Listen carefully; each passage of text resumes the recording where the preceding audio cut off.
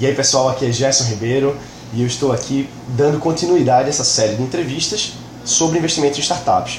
E eu estou aqui com Jeremy Corcos, que ele é um francês, mas na verdade ele morou a vida toda no Brasil. E a gente se conheceu aqui em São Francisco, num albergue, num pub crawl na verdade, né? Completamente inusitado. Foi realmente incrível encontrar Jeremy no meio de uma festa e realmente trocar uma conversa, começar a trocar um papo e descobrir que ele é um investidor anjo no Brasil.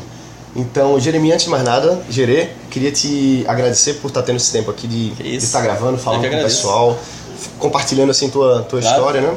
Vamos lá. Então, me conta um pouquinho como é que foi a tua história, quem é você e um pouquinho dessa tua experiência com o investimento. Tá bom. Vou te falar mais ou menos um pouco da minha trajetória no começo e como é que eu cheguei ao ponto de realmente, pela primeira vez, colocar um dinheiro numa startup. Né? Bom, tenho 29 anos hoje, minha juventude foi muito pautada em cargos comerciais, então eu sempre fui muito ligado em área comercial, área de vendas para ser mais específico. E quando eu tinha 24 anos, 23, foi aí que eu caí no mundo da tecnologia, tá? E aí, quando eu tinha 23 anos, eu ganhei um estágio numa empresa chamada Oracle, e uma das maiores empresas de tecnologia do mundo, né? Gigantesca. No âmbito corporativo, eu diria que é a maior empresa de software do mundo. Hoje também já está metida com hardware, então assim, é uma empresa bem diversificada, que tem mais de 9 mil produtos, inclusive. Então assim, foi ali que eu mergulhei no mundo de tecnologia e dali eu decidi que eu não ia mais sair, tá? Adoro tecnologia, acho que a nossa geração é muito focada em... Assim, a gente está vivendo uma revolução de internet, facilitadores, sabe, umas coisas, cada dia a gente descobre uma coisa nova que torna a nossa vida mais fácil. Então isso é fascinante, né? A primeira coisa realmente que toca a gente da nossa geração provavelmente é isso, são as novidades da internet. E através de um amigo que eu conheci na Oracle, né, que veio a ser primeiro meu chefe, depois eu fui para um outro time de vendas, né, e acabou ficando como amigo, que eu fiz meu primeiro investimento em startup. Antes, claro, de fazer esse investimento em startup, eu tive um pequeno hiato na Oracle, onde eu fiquei um ano fora e eu comecei uma factoring com um amigo meu. E essa foi minha primeira experiência de empreendedorismo. Super traumática, mas assim, excelente. Assim, tirei um aprendizado que eu não vejo onde eu poderia ter tirado. Honestamente, nenhum curso que eu poderia ter pago, nenhum MBA, nada me teria me dado o aprendizado que eu tive nessa venture. Durou um ano, a empresa ainda hoje existe, mas nas mãos do meu sócio. Eu me afastei completamente e aí voltei a focar como vendedor de software na Oracle. Bom, voltando ao meu amigo, vou dar o nome dele, é Marcelo, na Oracle, ele também é um cara assim, bastante interessado em internet, em novidades, e principalmente o grande tchan dele, ele queria muito fazer um MBA em Stanford também, né? E aí acabou conhecendo muita gente de lá, muita gente de Stanford. E como todos sabem, né, Stanford, internet, startups, VC, é a capital mundial da inovação. Então dali saem todas as empresas que a gente usa todo dia. Bom, o Facebook não saiu dali, né? Mas enfim, o WhatsApp acabou se desenvolvendo ali, o WhatsApp saiu dali, Apple saiu dali. E assim, incontáveis outros aplicativos saíram de lá, né? Então realmente é o coração, é onde a coisa acontece. E você viu isso um pouco também, você viveu isso. Quando você vem pra cá e você vê o que acontece aqui, você entende que o negócio é assim, absurdo. É uma energia, uma frenzy assim, que você não vê em outro lugar. É borbulhante, né? Borbulhante. Está o tempo todo em constante criação. É incrível.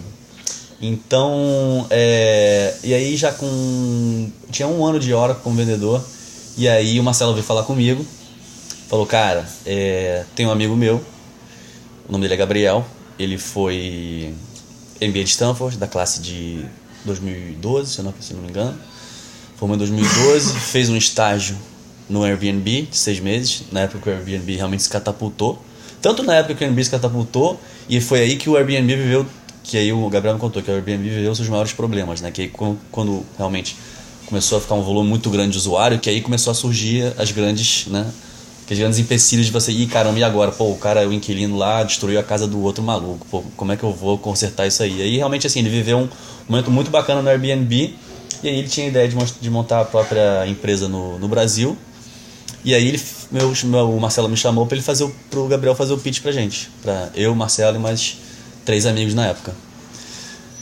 pra despertar nosso interesse como Angel, tá? Então assim, esse foi realmente assim, foi meu primeiro encontro com Angel, tá? Seria Venture Capitalismo, mas assim, foi meu primeiro encontro com a possibilidade de ser Angel.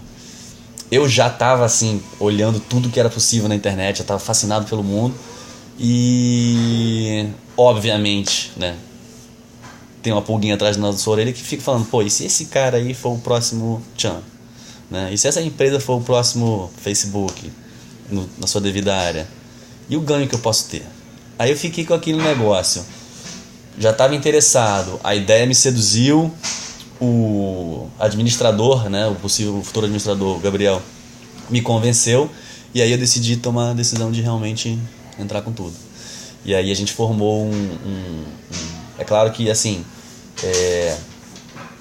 não dá pra entrar com pouco capital, então juntamos todos os amigos que estavam de acordo para entrar junto com o capital, então a gente fez um bolo, né, um bolo de dinheiro, falou, tá bom, então a gente tá colocando X. Aí a gente colocou e ali começou, cara, e aí começa uma série de aventuras, desde acompanhar o nascimento de uma empresa até você ver como é que ela se desenvolve, por que ela se desenvolve, quais barreiras que ela encontra. Assim, o negócio que a gente conversou também, eu gosto de acompanhar, né? O negócio não é muito jogar o dinheiro e olhar pro teto e esperar o dinheiro cair de volta.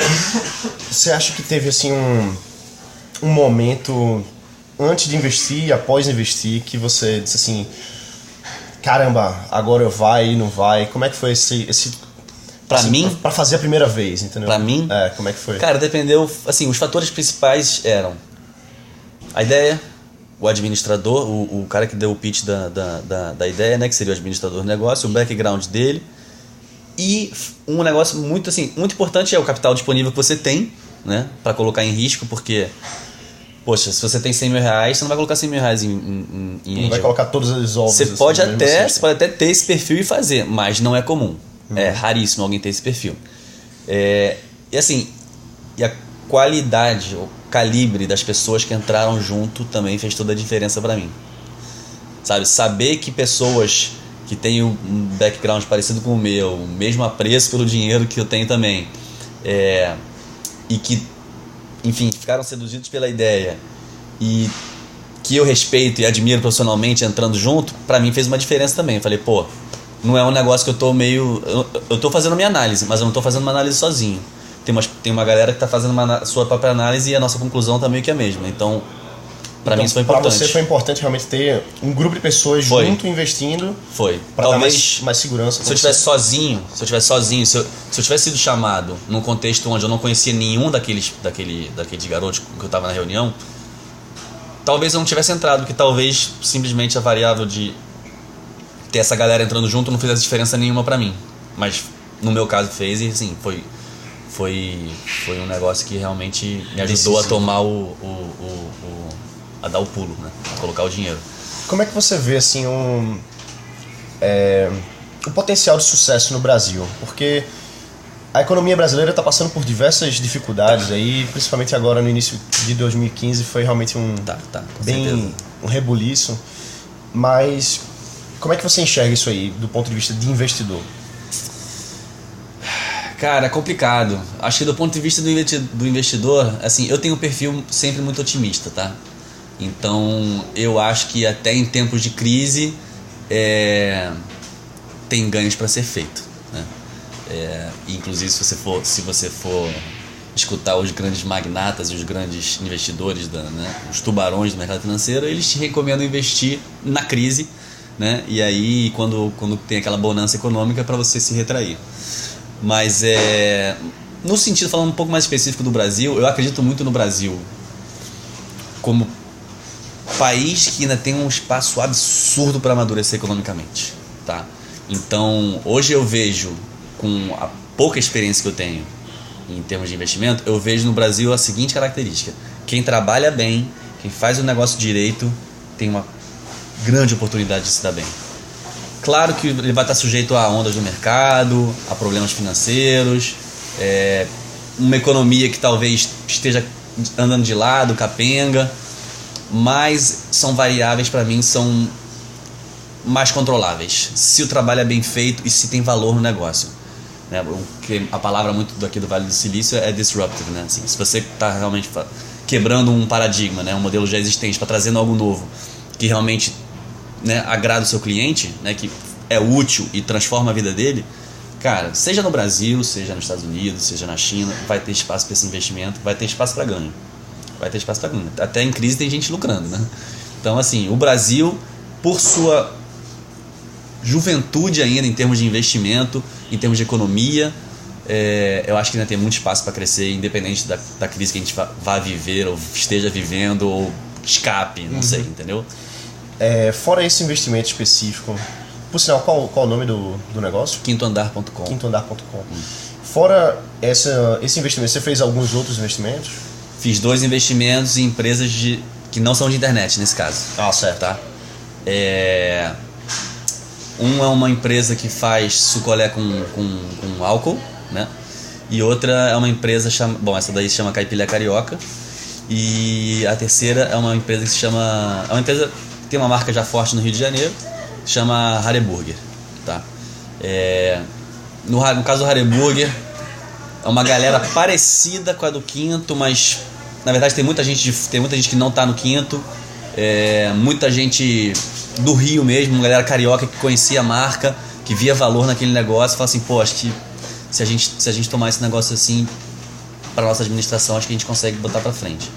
Então, aí nesse caso a gente realmente formou um fundo, né? A gente realmente constituiu uma empresa jurídica para fazer o investimento.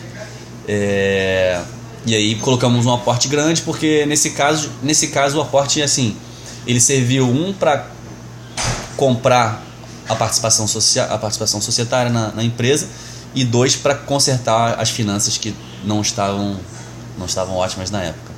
Então o investimento nesse foi assim, foi importante, tem um pouco mais de gente, então o capital foi um pouco mais intenso nesse caso. O risco, aí cada um enxerga o risco nesse caso. Era uma empresa já constituída, uma marca que a gente percebia como forte, mas que não fazia lucro, e que o mercado talvez assim achasse uma marca legal, mas não tinha uma força. Não era realmente algo assim, não era top of mind, não tinha assim, não tinha realmente decolado, né? Exatamente, era um negócio legal. É legal, gosto da marca, mas não era assim um negócio... Não era sólido. Não era um produto sólido, sabe? Não tinha uma identidade de produto e tal. E enfim, isso foi um dos outros investimentos que hoje tá assim, indo super bem, graças a Deus. Fizemos muita mudança, cara. A gente trabalhou muito. Nesse caso, assim, todos os sócios realmente colocaram uma parte do coração do trabalho, porque precisava, tá? Para reviver o negócio, para dar fôlego novo, para dar gás novo. E aí, depois de bastante trabalho, uma espera aí talvez de 1 ano e meio, realmente colocamos o trem no trilho, e agora é velocidade de cruzeiro. Pegar mais acelerar cada vez mais, né? É isso aí. Você tem 29 anos. Sim. Você acha que a falta de idade é um fator significativo? Porque normalmente quando a gente imagina um investidor, a gente já pensa aquele cara que já tem a vida muito bem feita, Sim. que é aquele cara que já é um mega milionário. Sim. Você acha que é necessário isso, ou qualquer pessoa pode começar a investir? Com certeza qualquer pessoa pode começar a investir, isso aí não há dúvida, tá? Agora, eu acho até assim, minha opinião talvez seja exatamente o contrário da sua pergunta. Talvez a falta de idade seja algo bom. No caso de Angel, a falta de idade seja algo bom, porque é um risco maior que a pessoa está tomando, visando um retorno maior, obviamente. E tomadores de risco, por convenção, são pessoas mais novas, tanto pela ingenuidade de não enxergar o tamanho do risco que elas estão entrando, quanto pela ambição do retorno que vai ter, né? Então, assim, eu vejo como uma coisa muito boa a juventude, tá? A falta de, vamos chamar disso, da falta de idade. Principalmente para a questão de angel. Porque o cara mais velho, ele pode ter muito dinheiro e aí realmente alocar uma parte das economias dele em angel, como angel, e aí é um negócio legal. Mas aquele cara maduro, de 40 a 45 anos, que não tem rios de dinheiro, porque isso aí não tem muita gente, né, que tem rios e rios de dinheiro. Não tem muita gente que tem rios de dinheiro, né? Mas que tem uma economia mas que tem umas economias sólidas. Esse cara, ele vai pensar 2 vezes antes de colocar o dinheiro em risco grande, porque ele tem uma família, porque às vezes ele tem filho, porque ele tem outras obrigações, porque ele tem dívida, ele tem uma hipoteca para pagar. Então, assim, às vezes pode atrapalhar. Então, a juventude, para a questão do angel, é muito boa, é muito boa. Ainda mais no mercado brasileiro, que é novo, né? Assim, a questão de ser angel e venture capital é novo. Então, novo. Aqui não se compara ao que acontece é aqui no em São Vale. Francisco, no Vale. Aqui isso não se aplica. Você vai ver gente com bastante idade sendo angel, sendo capitalista de risco. Mas no Brasil, talvez, acho que a juventude é um plus. Imagina que você fosse começar tudo do zero, certo? Você tem um certo capital, mas você não conhece as empresas ainda, não tem relacionamentos. Tá. Imagina essa situação. Como é que você faria para começar tudo de novo, nessa parte de investimento? Eu tenho capital. Imagine que você tenha capital. Tá. Cara, eu nunca teria tomado por mim mesmo a decisão de ser angel. Assim, eu nunca teria acordado um dia e falado assim, vou ser angel, vou procurar uma coisa boa para investir. Não, isso não aconteceu. Aconteceu de um cara vir falar comigo e falar assim, ó, tem uma ideia boa de investimento. As condições são essa. Você topa? Você tá dentro? Vamos lá escutar a ideia do cara? Beleza. Então, assim, foi um drag along. Alguém veio, me puxou pra ideia e aí eu entrei de cabeça. Agora, ainda mais no Brasil, né? Precisa fomentar encontros desse. Porque o Brasil é um país que tem uma taxa de retorno, né? Tem uma inflação alta, mas tem uma taxa de retorno fixa, alta para investimentos. Então isso favorece uma morosidade das pessoas em relação a procurar investimentos um pouco mais arriscados e coisas novas. Então, assim, tá todo mundo muito cômodo ganhando 12% ao ano de investimento. Precisa estar no ar, entendeu? Já precisa. A ideia de angel, a ideia de investimento de risco, de retorno alto, com risco alto, precisa ser um pouco mais conhecida do pessoal. Então as pessoas têm que se inserir mais mesmo, assim. Com certeza. Ir para evento, começar a conhecer o mercado. Com certeza. Ganhar convite de evento, ser seduzido pela ideia do investimento. É o que acho que está faltando um pouco.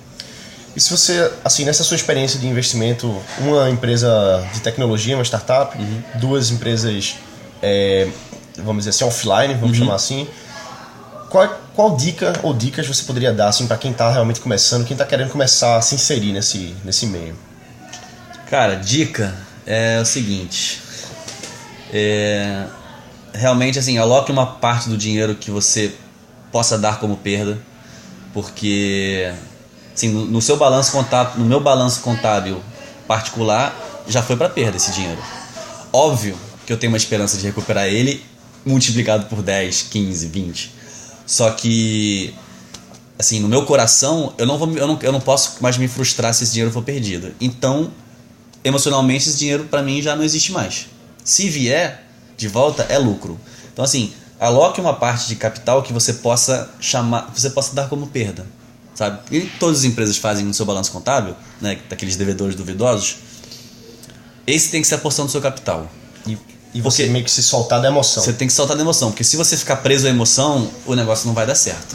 Você vai acumular estresse, você vai querer cobrar coisas que são incobráveis, porque você deu seu dinheiro como angel, cara, você é um anjo, né? Sim, você não tá ali para ver seu dinheiro de volta. Então, assim, se você alocou um dinheiro que você precisa e aí deu um problema na sua família, qualquer coisa e você precisa daquele dinheiro de volta, você não vai ter.